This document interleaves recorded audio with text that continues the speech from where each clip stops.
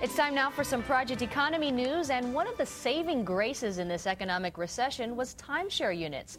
The occupancy rate was a recession-resistant 90% in 2009, according to a report based on data from Hospitality Advisors. The hotel and condo rate at the same time was just over 66%.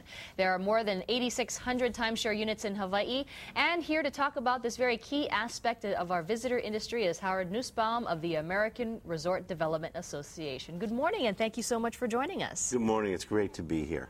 Now, while the rest of the tourism industry was really struggling the past few years, these timeshares have really been a bright spot, hasn't it? Yeah, I think it's the prepaid nature of the product.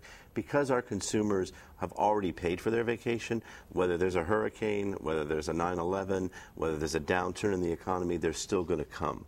And that helps stabilize occupancy. So at a time when our sister industry, the hotel industry, has been feeling so much pain and its occupancy was down to 65%, we were staying at 90%. And that's good for Hawaii to have that stabilizer. And aren't these timeshare consumers, they're upper income, right? Yeah, the average consumer is 53 years old, went to college, has kids, makes $90,000 a year. It's a very affluent, stable purchaser. How does the timeshare market help the overall economy? Well, the community spend from timeshare is so much greater. You have to remember that these people are there for a week, they come every year, and their accommodations are prepaid. So when they're not facing a $5,000 American Express bill at the end of the week, they're kind of teenage rich. They've got money in their pocket. They're going to the grocery store. They're going to the gas station. They're going to the art gallery.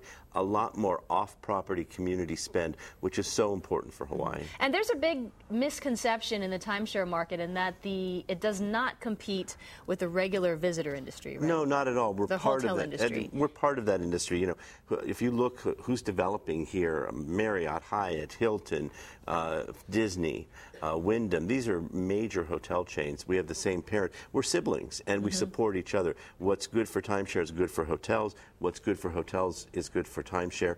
And right now, I think timeshare is really good for Hawaii. Right, and when you say that, it looks like some of the hotels in Waikiki and on neighbor islands, they're looking at timeshares in terms of renovations, adding more timeshares to their hotels, right? I think the answer is mixed use. You want to have different faucets to be able to turn on and off depending upon the economy, shared management of amenities. It's, you know, when I was younger and going to school, it was all about market share. Today, it's about share of customer. And you want to have the different facilities that's going to bring people back. All right, Howard Nussbaum, thank you so much for joining us. Howard is with the American Resort Development Association.